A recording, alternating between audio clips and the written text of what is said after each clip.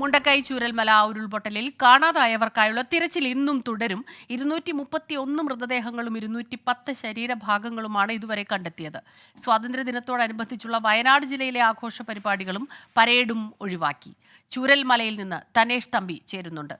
തനേഷ്, അവിടെ നിൽക്കുമ്പോൾ തീർച്ചയായിട്ടും നമുക്ക് ഈ ആഘോഷങ്ങൾ ഒന്നും തന്നെ മനസ്സിലേക്ക് കടന്നു വരില്ലെന്നറിയാം. നമ്മുടെ സംസ്ഥാനം സത്യം പറഞ്ഞാൽ ഈ ദിവസം ഈ ആഘോഷങ്ങളെക്കാൾ ഉപരി ഈ ദിനത്തിൽ അവരുടെ ദുഃഖങ്ങളും ദുരിതങ്ങളും തന്നെയാണ് ഓർക്കുന്നത്. ഇന്ന് തിരച്ചിൽ എങ്ങനെയാണുള്ളത്? ഇന്നിപ്പോൾ വയനാട്ടിൽ ഈ സ്വാതന്ത്ര്യ ദിനാഘോഷ പരിപാടികളെല്ലാം തന്നെ ഒഴിവാക്കിയിട്ടുണ്ടല്ലോ.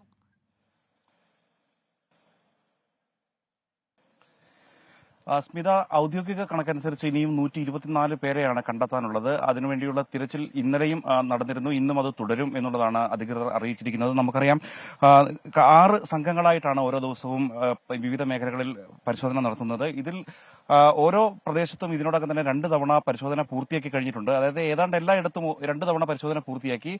ഇനി എവിടെയെങ്കിലും സംശയം ആളുകൾ പ്രകടിപ്പിച്ചാൽ അവിടെയായിരിക്കും പ്രധാനമായും ഈ പരിശോധനകൾ നടക്കുക എന്നുള്ളതാണ് അറിയിച്ചിരിക്കുന്നത്. ഇന്നലെ നടത്തിയ പരിശോധനയിൽ കാര്യമായ ഒന്നും കണ്ടെത്താൻ കഴിഞ്ഞിട്ടില്ല എന്നുള്ളതാണ്. മൃതദേഹങ്ങളോ ശരീരഭാഗങ്ങളോ ഒന്നും കണ്ടെത്താൻ കഴിഞ്ഞില്ല. ചാലിയാറിൽ നടത്തിയ പരിശോധനയിലും അതുപോലെ തന്നെയാണ്, ഒന്നും കണ്ടെത്താൻ കഴിഞ്ഞിട്ടില്ല. ഈ സാധാരണ ദിവസങ്ങളിൽ ഉണ്ടാവുന്നതിനേക്കാൾ വളരെ കുറച്ച് ആളുകൾ മാത്രമാണ്, സേനാ വിഭാഗങ്ങളായാലും മറ്റ് സന്നദ്ധ സംഘടന പ്രവർത്തകരായാലും വളരെ കുറച്ച് ആളുകൾ മാത്രമാണ് കഴിഞ്ഞ ദിവസങ്ങളിലൊക്കെ ഉണ്ടായിരുന്നത്. ഇന്നും അതുപോലെ തന്നെ വളരെ പരിമിതമായ ആളുകൾ മാത്രമായിരിക്കും ഉണ്ടാവുക എന്നുള്ളതാണ് അറിയിച്ചിരിക്കുന്നത്. ഇതുവരെ 231 മൃതദേഹങ്ങളും 210 ശരീരഭാഗങ്ങളും കണ്ടെത്തിയിട്ടുണ്ട് എന്നുള്ളതാണ് അറിയിക്കുന്നത്. ഈ മുണ്ടക്കൈ ചുരൽമല പ്രദേശങ്ങളിൽ 26 ടീമുകളിലായി 191 സന്നദ്ധ പ്രവർത്തകരാണ് ഇന്നലെ ഉണ്ടായിരുന്നത്. ഇന്നും ഏതാണ്ട് അത്ര തന്നെ ആളുകൾ ഉണ്ടാകും എന്നുള്ളതാണ് പ്രതീക്ഷിക്കുന്നത്.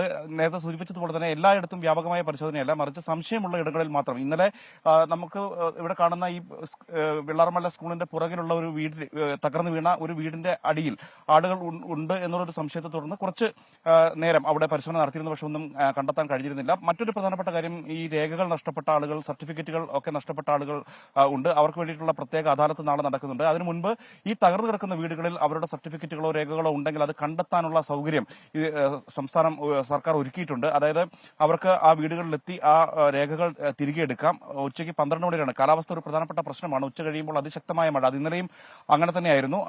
അതുകൊണ്ട് തന്നെ 12 മണി വരെയുള്ള സമയത്ത് ഈ ക്യാമ്പുകളിലൊക്കെ ഉള്ള ആളുകൾക്ക് ഇവിടെ എത്തി അത്തരം സർട്ടിഫിക്കറ്റുകൾ എടുക്കാം. അതിന് സന്നദ്ധ പ്രവർത്തകരുടെ സഹായവും അവർക്ക് ഉണ്ടാകും. അത്തരത്തിലുള്ള ക്രമീകരണങ്ങളാണ് ഏർപ്പെടുത്തിയിരിക്കുന്നത്. എന്തായാലും വലിയ ഒരു ദുരന്തത്തിന്റെ നടുക്കത്തിൽ നിന്ന് ഇപ്പോഴും ഈ ഒരു പ്രദേശം മുക്തമായിട്ടില്ല. അതുകൊണ്ട് തന്നെ ഈ രക്ഷാപ്രവർത്തനം ആദ്യത്തെ ദിവസങ്ങളിലെ അതുപോലെ അല്ല, അതിനേക്കാൾ കുറച്ചുകൂടി അതിന്റെ ഒരു തീവ്രത കുറഞ്ഞു തുടങ്ങിയിട്ടുണ്ട്. കാരണം ഈ ഓരോ പ്രദേശങ്ങളിലും നേരത്തെ സൂചിപ്പിച്ച പോലെ 2 തവണയൊക്കെ പരിശോധന നടത്തിയിരിക്കുന്നത് കൊണ്ട് തന്നെ ഇനി അവിടെ എന്തെങ്കിലും കണ്ടെത്താനുണ്ടോ എന്നത് സംബന്ധിച്ചുള്ള സംശയം ഉണ്ട്. എങ്കിലും ആളുകൾ ആരെങ്കിലും വന്ന് ചൂണ്ടിക്കാണിച്ചാൽ ഇന്ന പ്രദേശത്ത് സംശയമുണ്ട് എന്ന് പറഞ്ഞു കഴിഞ്ഞാൽ അവിടെ ഹിറ്റാച്ചി ഉൾപ്പെടെയുള്ള ഉപകരണങ്ങൾ ഉപയോഗിച്ചുകൊണ്ടുള്ള പരിശോധനകൾ നടത്തുന്നുമുണ്ട്. എന്തായാലും ഇന്ന് 8 മണിക്ക് തന്നെ സംഘാംഗങ്ങൾ ഇവിടെ എത്തും. ഇപ്പോൾ പോലീസും അതുപോലെ തന്നെ മറ്റ് സേനാ വിഭാഗങ്ങളും ഫയർഫോഴ്സും ഒക്കെ ഇവിടെ എത്തിച്ചേർന്നിട്ടുണ്ട്. 8 മണിക്കായിരിക്കും ഇവർ സംഘങ്ങളായി തിരിഞ്ഞ് ഈ ദുരന്ത മേഖലകൾക്കകത്തേക്ക് പ്രവേശിക്കുക. ഇവിടെ നിന്ന് പുഞ്ചിരിമട്ടം വരെയുള്ള, വളരെ